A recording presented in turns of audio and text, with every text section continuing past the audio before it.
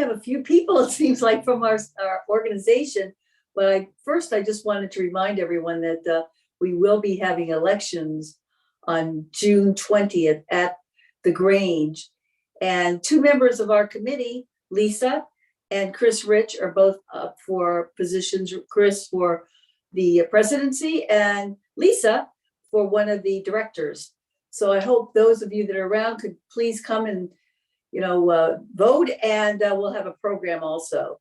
Another thing is that we'll be taking the next 2 months off, yay, to replenish our souls, but it's the summer, and we probably wouldn't get anybody anyway. And we'll be back September 11th, and we will send out separate notices for the Oak Grove when we have work days. So with that, I'd like to turn it over to Lisa, who is going to interview our speaker tonight. Take it away, Lisa. Sure. Hi, everybody.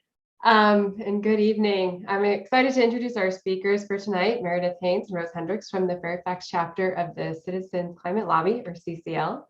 They'll talk more about the organization, but briefly, CCL is a nonpartisan citizen advocacy group that builds federal and local support for climate solutions. So really in line with what we've been doing working with the county government. Besides advocating for policy, they also do educational events with communities across the county, like tonight. Well, to talk to us about the recently passed Inflation Reduction Act, including all the tax credits and rebates available to citizens to lower the cost of implementing eco-friendly home upgrades. So I'm glad that we're recording this so we can share it with others who may not be able to make it tonight. So Meredith will go through her talk, and then afterwards open it up for any questions you have about the solutions, the tax rebates, and just climate change policy in general, whatever you're interested in. So thank you, Meredith, and take it away. Thank you, Lisa. And I am going to share my screen. And I'll start the slideshow, and a thumbs up or a verbal okay would be great when we're in business. All right, great. So as introduced, we are Citizens Climate Lobby, and we're volunteers. And besides what I've got up on the screen, what this looks like locally is that we're organized into chapters that we're aligned with congressional districts.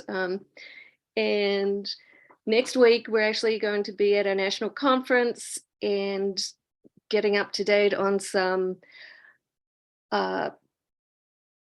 climate bills that we can advocate for, and we will be lobbying for the first time in person. But that lobbying is our main activity, as well as building relationships with our electeds. And then, as Lisa mentioned, we advocate for national policy, and our favorite is putting a price on carbon, returning the dividends to households. But we were all in on the Inflation Reduction Act. We want to protect it. We want to make it work. And so we're doing outreach on that to communities. And in addition, we are asking our local electeds at the county level to help our communities electrify.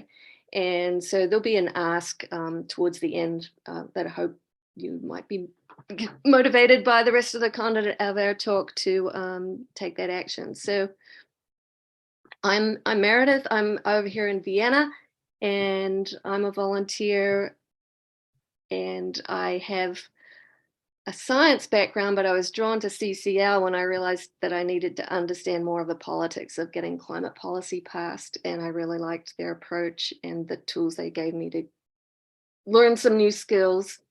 And Rose is joining me, and wonderfully will be able to answer questions in the chat and help monitor that for me tonight. And Rose is our Fairfax chapter co-lead, and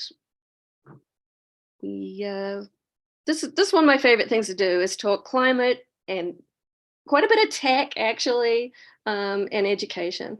And I also love to talk about electrifying our transportation. So that's talking EVs too is one of my other favorite things to do.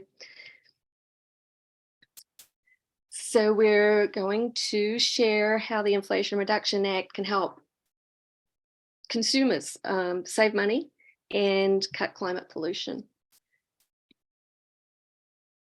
And we like to think of it as the Emissions Reduction Act. But in order for it to be that, we are going to have to be part of the solution, making our transportation and our homes cleaner. So let's dive in. So the Act has money to help you save with the upfront costs of some of these technologies, but also you'll be saving money in more efficient energy use going forward. So there's a big incentive, and there are a number of ways that you're being incentivized, and we will touch on all of these. But let's also consider some of the co-benefits of switching our homes from being little fossil fuel burning places to being all electric. The indoor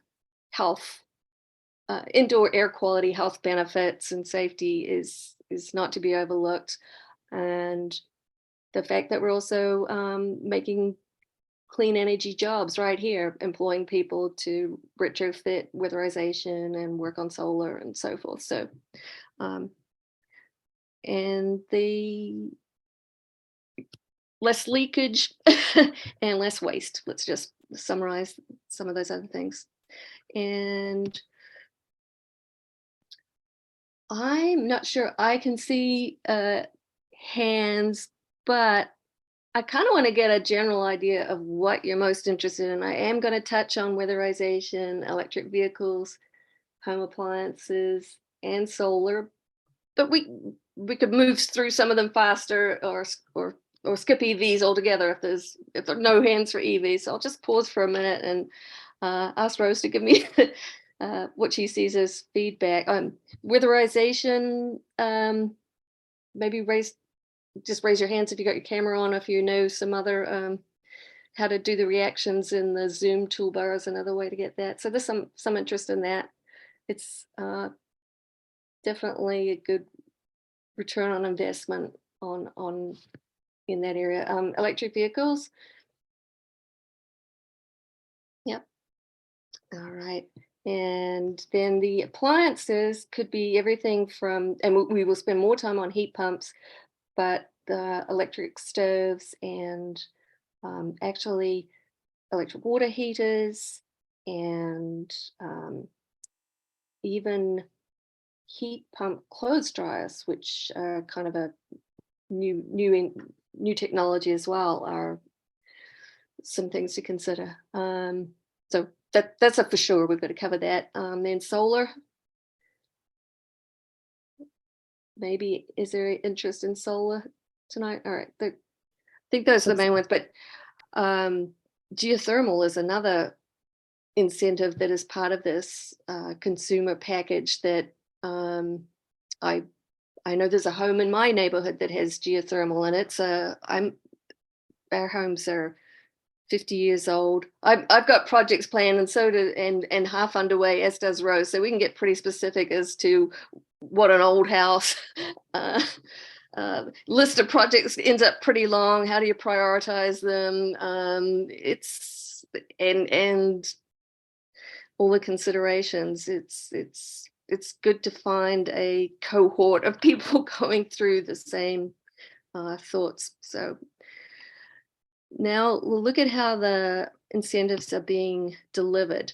There are two main buckets, primarily through tax credits, but also states will set up programs to deliver rebates. And some of the main differences are, if you have tax liability, these credits are available now, and you will be filing forms with your tax return next year to receive credits. So the later for the rebates is that the states have been given guidance.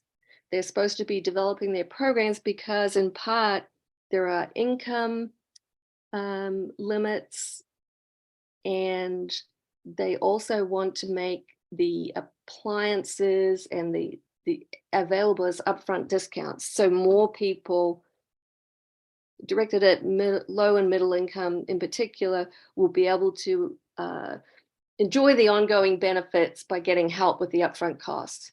So it is income related. And I'm going to flag the things that we're talking about going forward with a green check mark if there are tax credits available for those things, and a question mark about you may or may not qualify for rebates, which are coming later, and there's still many unanswered questions about. For instance, area median income in our area is $140,000, and the rebates will apply up to 150% of that. So many households will qualify. And it's possible that people who do qualify who also have tax liability could apply a rebate and also apply for a tax credit on the balance. So they may stack. It seems likely that they will for weatherization, but each state can choose to do it differently. So also just be careful on when information comes out that you are looking at Virginia specific rebate information. But the tax credit information is nationwide, so much more. and I'm going to spend most of my time talking about the tax credits. We're excited that they're in place for 10 years because what I hope for you to have after tonight is a plan. And with the certainty that these tax credits are here for 10 years, you can start to think about phasing what you might want to do, in part because each year you've got $1,200 to spend in one category and it resets. So that's $12,000 over 10 years. There's a separate category. This is mostly appliance. It's 25C, refers to the part of the tax code about energy efficiency upgrades like the appliances. There's a separate pullout for, I put HP as a shorthand for heat pumps. This also resets each year. So one year you could apply it towards a heat pump water heater, another year towards your heat pump heating and cooling system. It resets, but probably after 2 you're done, unless you're doing individual units of window units perhaps. Then the other big portion is under 25D, which is where you've got the solar and the geothermal, the batteries, the things related to the energy production and storage. And this is 30% of the cost of the project, includes all the peripherals, the labor, and significantly it's uncapped. So even if your electrical panel needs upgrade to be able to put solar in, it can be part of that 30% uncapped tax credit. So that could be substantial. And then of course the EVs are part of the tax credit bucket. So I have not really geared this so much for renters as opposed to homeowners, but again, with a 10-year plan, maybe it's still something to consider, or at least look at portable items, the most portable one of course being an EV. But I pressed my button to progress the slide and it's making a weird noise and not doing it. Oh, okay. Oh, there we go. It was, wait. So just going back, this is my coding that I've got now. So the weatherization, There is a rebate coming and a tax credit available now. EVs, it's only tax credits. The induction cooktop pictured is only in the rebates package, not the tax credits. That's also for the clothes dryer that I mentioned. And the solar is only tax credits.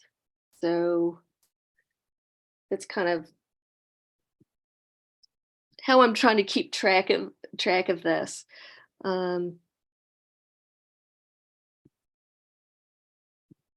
I guess I should pause now and say, am I going too fast? Are we kind of good with this content so far? All right, good. I'm seeing a heads nodded.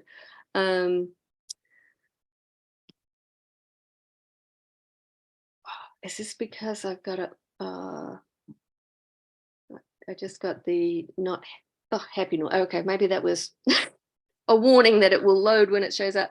So the tax credits that we had on electric vehicles just got more complicated. That's the way I would sum it up. But the main points I would note are that starting next year, the tax credits will be available to everyone as an upfront discount because it'll be a transferable to the dealer, at least for the new vehicles, and for the used vehicles can only be bought from a dealer as well. It's not in the private market. Up to $7,500 on qualifying new vehicles, and you may have seen that, well, the qualifying just got a whole lot more complicated based on final assembly in the US and the components of the battery, and there's a phasing in. But interestingly, the used EVs don't have, there'll be many more models that qualify. The $4,000 credit is only available up to for incomes up to $75,000. So it's a help for lower income people to get that credit to be able to get into an EV. Income limits on the credit altogether. And however, there is a leasing loophole that I know personally people who have taken advantage of, that fleet vehicles do not have to meet all these qualifying battery content and US assembly. And so therefore a fleet that is leased to you, a vehicle you can negotiate, the dealer can get the full $7,500 off. So you can probably get a good lease deal and possibly the option to buy it out. So leasing becomes a way to have many more vehicles potentially be available for your consideration. And maybe leasing is a great way to see if an EV fits your lifestyle too. So I'm suggesting that to look at. Moving on to home appliances. There's a question in the chat, Meredith, about hybrid vehicles and whether they qualify for the tax credit. And I was just about to paste a link to an article that has all of the models that apply. Yes. Respond to that as well. Plug-in vehicles do qualify. I believe there is a battery minimum size. Certainly there is.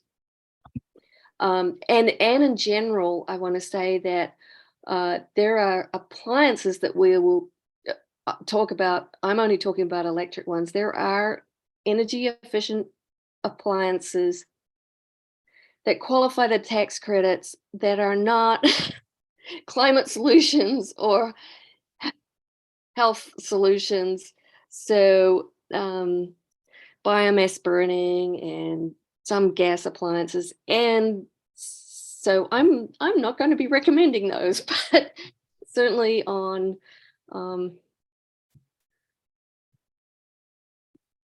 yeah, that's a category I'm just not going to spend any time on, but there are incentives for those, unfortunately. And you'll see the gas companies, there are a lot of incentives on gas appliances, but please don't let your friends do it. Lock into those either, because I mean, you're burning gas in your house. It's not only releasing one of the potent greenhouse gas, there are also particulates and other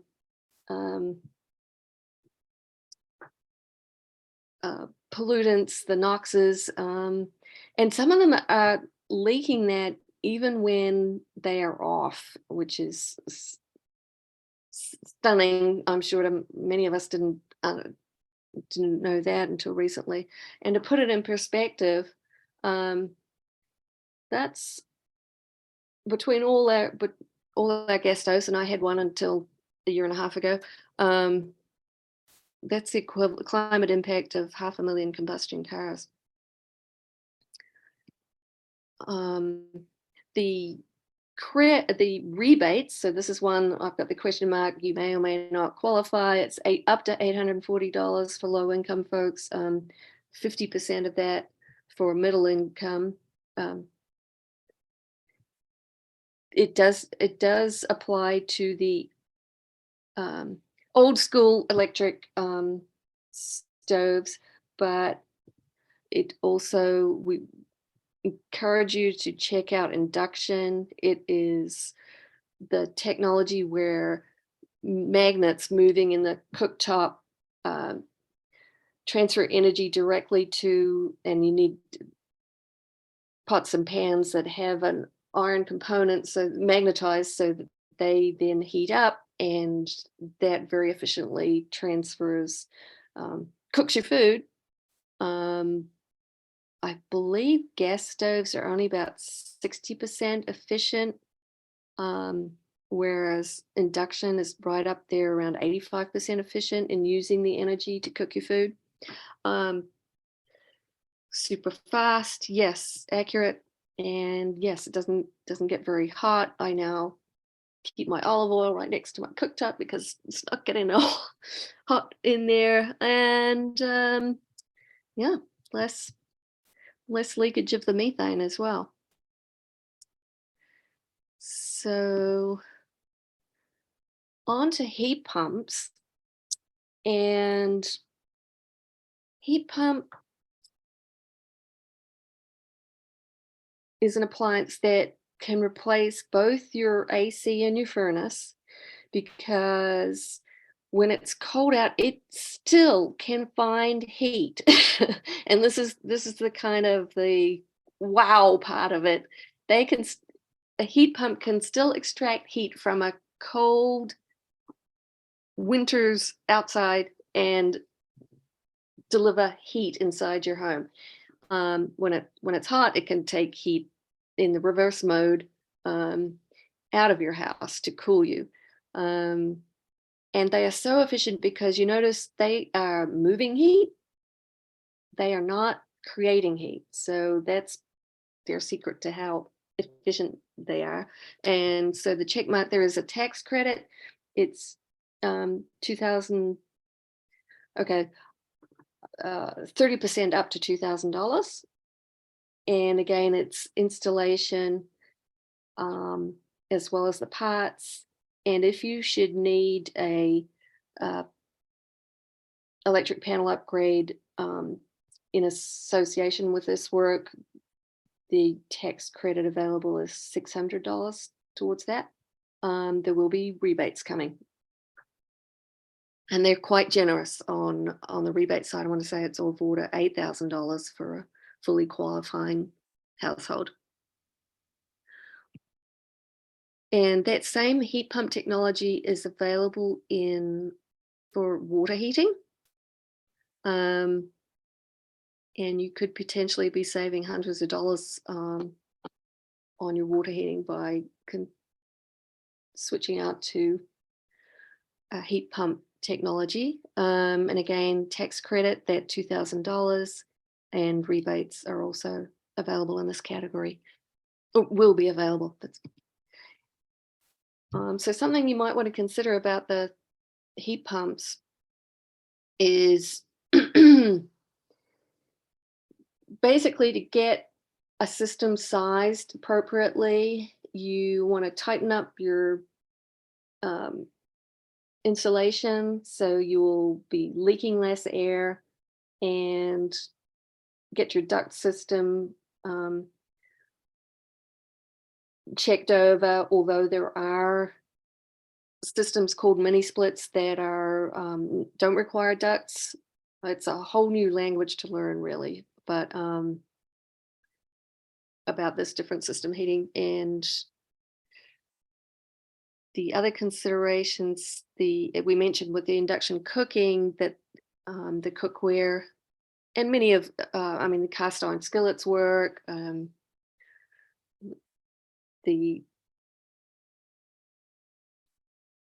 Just take a simple magnet, do a simple magnet test on pots and pans that you already have. Those that your magnet sticks to will work on induction.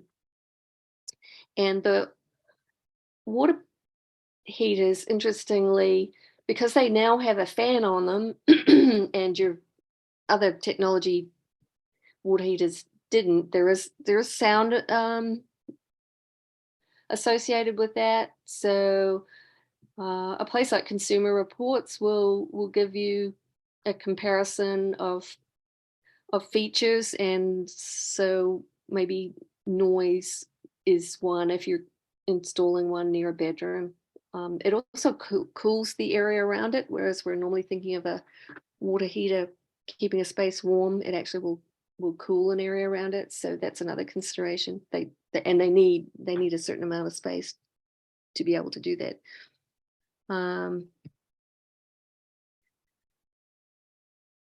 And again, I mentioned that there is a $600 tax credit available in association with one of these other upgrades that can go towards getting your panel or the service, depending on how much is delivered to your home, and then how many slots you need for the things that you might be doing, both a tax credit and potentially rebates for qualifying households.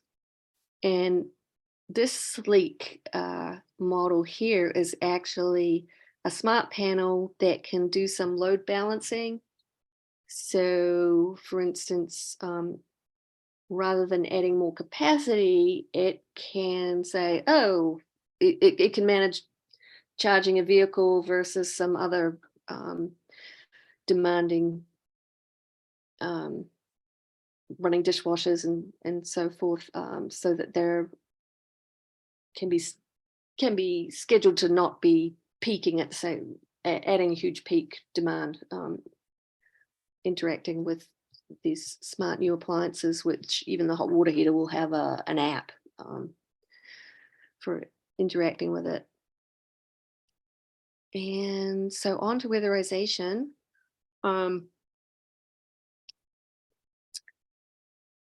Clearly, the best energy savings we make are those where we don't use any, those we don't use, and less, in cleaning up the grid will also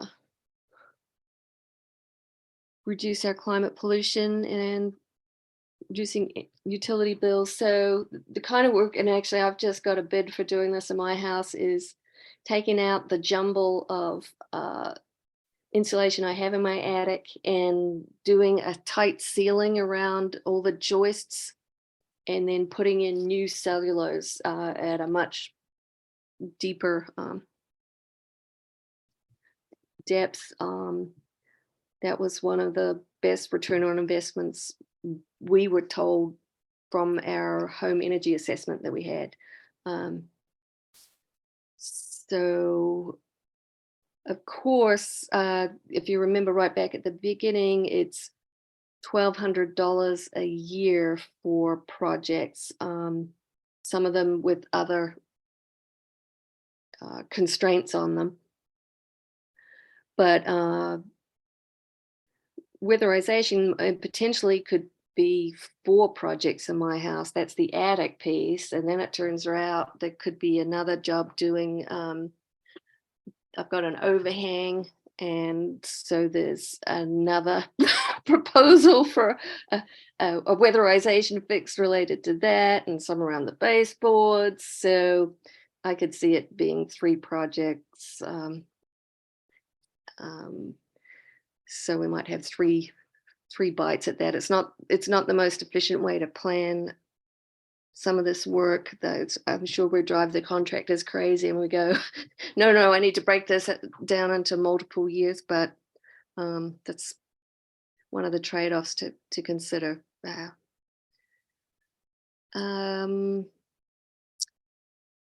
Ventilation also. I was talking about getting the house sealed up tight so that you can get your heat pump for your air heating and cooling sized right. Well, there comes a point where you're no longer leaky enough to have natural air exchanges, so you may have to go to mechanized ventilation. And the solution I've been told is the 2 bathroom fans can be upgraded to quiet ones that run about 30 minutes out of the hour. There are better solutions, but ventilation is covered as part of the weatherization suite of incentives projects you could be doing. And then there is another whole house energy reduction incentive, and many more households, even high income households, may qualify, and it's basically tied to the percentage of energy consumption reduced, and it can be either by modeling or measuring. Anyway, just another way to, instead of piece by piece, there's a larger, if you're doing a larger scale project, they could bundle it in some way and do it this way. So now solar panels. This tax credit's been extended through 2032, and it's an uncapped 30% of the cost of your project. Of course, what will limit the size of your project is the Dominion Energy artificial limit of, even though you may be planning to electrify several more your home heating and cooling and adding an electric vehicle charger, well, you are only allowed, you can't generate more than you currently use by a small percentage. So for the first time, this credit does apply to battery storage, even if you already had solar on. Previously, the credit for battery was only available for a project done all at once, but now there's a battery, if you're considering battery, that can be a separate project that would qualify for this 30% tax credit. So we will have a list of resources for many of these. We'll get onto that. How, for instance, Rose and I both have solar in our homes, have done it within the last couple of years, so we have some experience to share on that. And documented increase in home value for putting solar on. So that's maybe a side benefit you hadn't considered. And the considerations you might have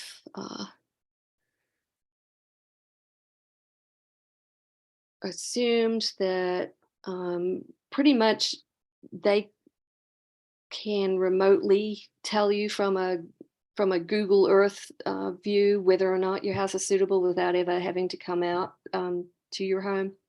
So it's pretty easy to get at least a first look at whether you've got a suitable orientation. And they'll inspect your roof and let you know whether it needs the surface needs an upgrade before putting panels on. There are many more things. There are also external doors and windows, as well as these other items listed in the odds and ends. And for renters, also, this might be, we saw that Hunter Douglas Blinds are advertising that they have blinds that qualify for the tax credit. So that's potentially something that could be moved to another household. So that would be coming up. Yeah, that's under the insulation projects. How and this is our one stop. The government's official partner for communicating this to the public is Rewiring America, and they have developed an app that you can put on your phone, do it on your computer. It will ask you zip code, in part because of that area median income, and it will ask for your income as well and your household size. We'll be able to tell you, as you see over the right hand side here, this upfront discount that would be in the rebate category based on those you're meeting the income limits on those incentives. So I think Rose will have the link for that in the chat for you, and it will also be on our Linktree, which is our landing page with our favorite resources, links to our favorite resources. So Rewiring America will also link you to some trusted sources like the IRS and the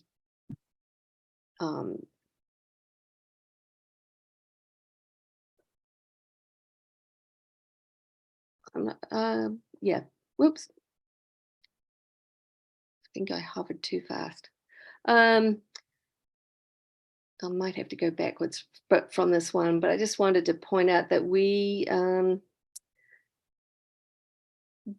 would like to see the emissions reduced from our current trend, which is, yes, decreasing, but not enough to meet our Paris target down here.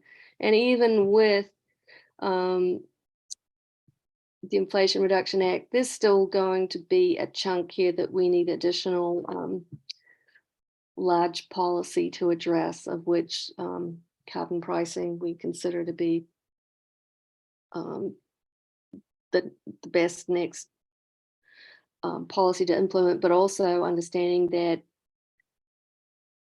this can't all happen unless we get permitting reform, which is our main topic of lobbying next week, along with the carbon pricing. So I blew right past the page I wanted. This is our ask, is that you join us in reaching out to our supervisors, and I imagine in Great Falls that you're mostly in Drainsville with Supervisor Faust, and ask him to join the coalition for electrifying our communities that Rewiring America is providing them resources and a checklist of things that they could be doing. So, of course, you've got election in November, so we'll have to ask the next supervisor, because he's retiring, we'll have to ask the next supervisor as well. But Chair McKay, Supervisor Walkinshaw, Supervisor Alcorn have already joined the coalition, so shouldn't be a difficult ask. And then specifically, they could be sharing some more. The county has some good information about starting with a home energy assessment, what that is, what information you'd need to have ready to give to an assessor, typically some your past usage and so forth. So that's the sort of thing they could be putting in their newsletters and sharing more widely, and as part of that, it's really practical things they could be putting in their newsletters and doing information sessions like we are. And here is our email, which will reach our team. There are several of us who can share this content and answer questions that you funnel this way. And then we also, if you're familiar with Linktree, by putting in this address, there'll be a list of our top website links, that like the Rewiring America calculator and so forth, for starting your own deeper dive into all this tech. So I talked a long time. Happy to stop sharing the screen and catch up on what some of your questions might be. Meredith, I've answered the questions in the chat. Though actually I did notice at the very beginning that there is some interest in geothermal, which is not included in our slides. Do you want to say anything about that? Yeah, I have seen, so there was a home tour just in Arlington this weekend. I didn't get to the home, but apparently it was built with geothermal. And so it's more common in new builds, but there's a company that's starting to work in the Northeast that has developed a smaller rig. It basically they've got to drill a well. It's some heavy equipment, deep drilling associated with it. And then yeah, it's expensive. But 30% off uncapped is the. I was about to say it's the same situation as the solar, right? Yes, and it's in that 25D. The IRS hasn't got the forms up for 2024, so there's some level of detail you might like seeing those forms that are not up yet, but in general. Meredith, do you have an idea of what the average cost of a geothermal installation is in Fairfax County? Is it hugely expensive and out of reach, or is it reasonable? Well, I think I heard about a $350,000 system on a home at Lake Anna. That was pretty outrageous. But remembering it's replacing both your heating and your cooling system. So even the heat pumps are going to be order $30,000 systems. I'm guessing geothermal is more than that, but I don't have any. Yeah, I don't have any more. Less scary. Less scary. Is it? Are you thinking for a new build or retrofitting your existing home? Franz and Sally. I'm sorry, could you say that again? We couldn't quite hear you. Are you considering geothermal for a new build or for your No, existing home? for an existing home in Great retrofit. Falls. Our home is only about 37, or about 3,700 square feet. So I'm not sure, anything at that kind of pricing range that you were talking about would make any sense, Meredith. Well, I don't know. The family in my neighborhood of homes built in 1969 that have maybe around 3,000 square feet. They did it before there were this level of incentive. 10 years ago, I want to say. Originally, our neighborhood was entirely gas, including the AC. Mhm. It was the cutting edge at the time.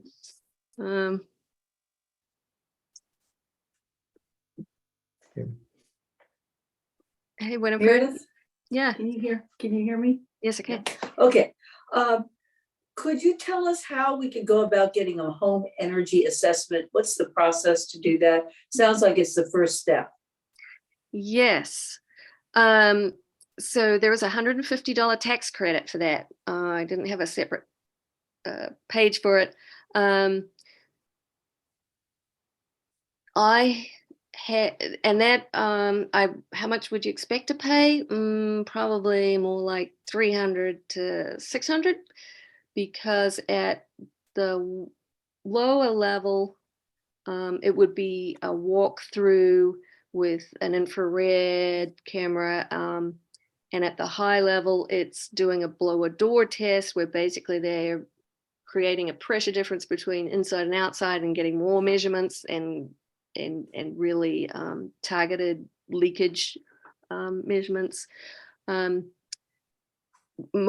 just had one on my home that was 600 and change, which could all be put towards a project. So I'm not sure how actually it's going to how I'm going to which I will put $1,200 towards in my tax filing.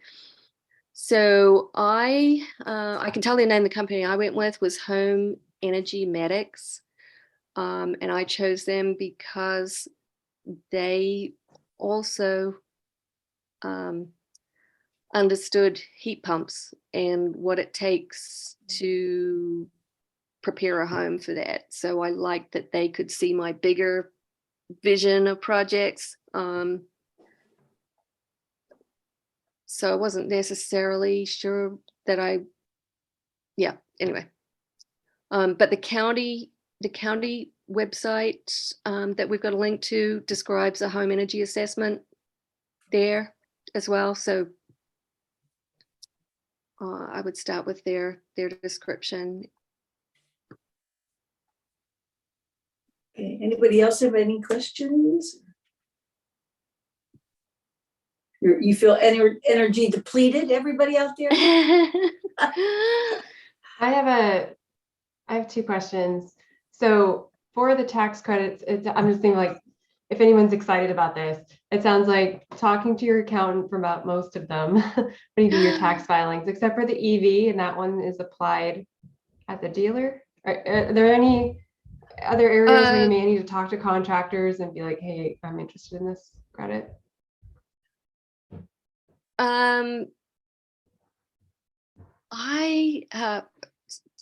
Yeah, it's true. I'm as new retirees, I'm going, oh, maybe we manage our income to qualify so that we're income qualifying for rebates, and so I'll put off doing some things there. On the other hand, I mentioned earlier that this is support from him. the tax credits, just saying, they're not transferable until 2024. So the tax on EVs, so that's currently you would just file it on your own taxes, and in 2024 it will be an option, an option to transfer it and hand it off to the dealer. Yeah, I wish it wasn't so complicated. This is why we like carbon pricing better. Well, I appreciate how you've helped us at least have an outline of the mess. So you know kind of where to go and what to ask more about.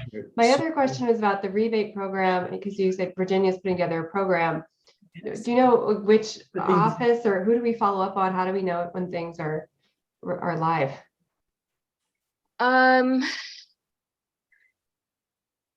Yes. Office of Energy Environment, is that right?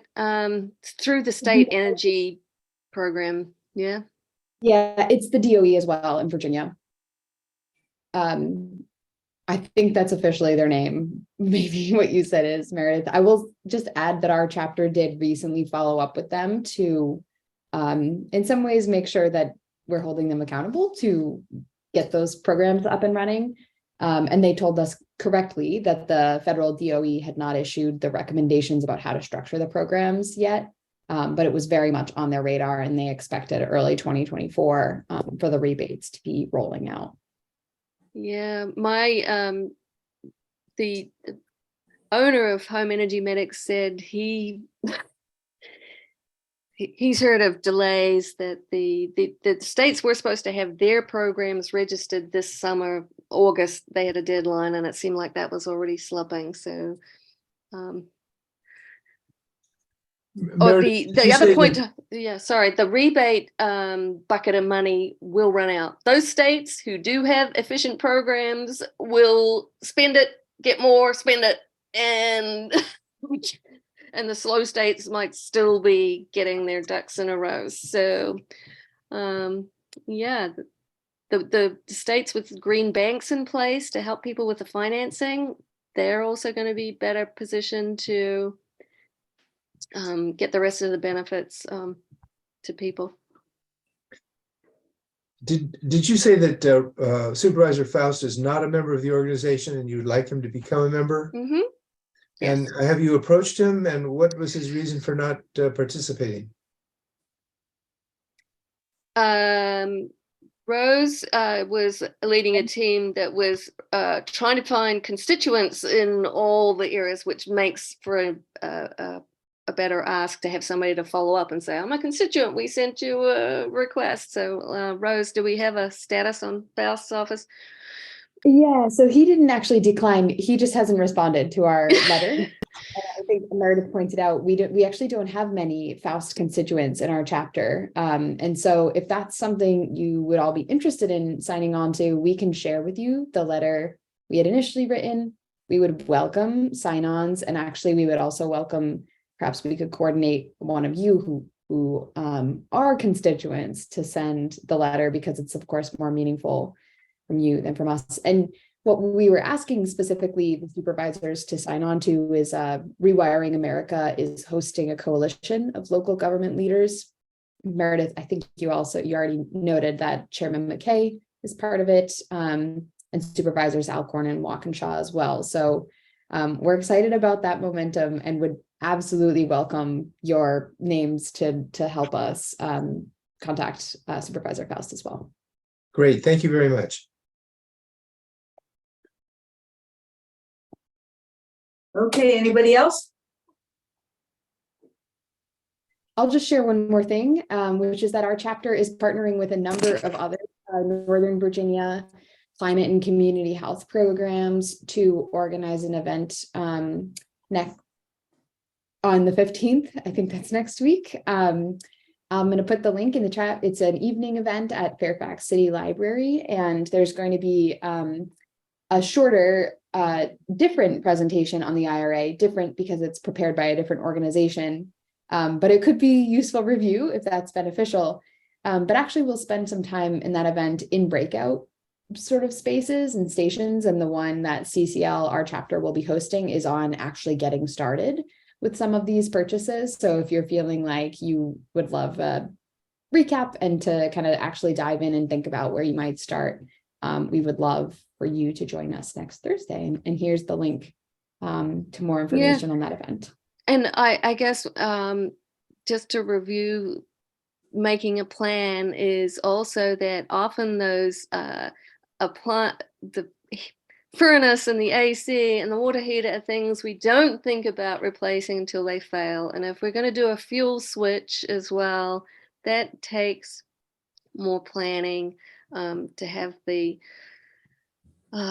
electrical service to we'll have the new appliances picked out, have contractor picked out, probably just take a note of the age of your current appliances, maybe plan your project around their best buy date. Okay, anybody else? Well, thank you so much, Meredith and Rose. And I'll probably get back with you all regarding the Supervisor Fausting. So thank you guys very much for your time. And I know we'll be talking with you some more. And before anybody else, the rest of you get off, just to remind you, we will have the election next week. Well, not next week, June 20th.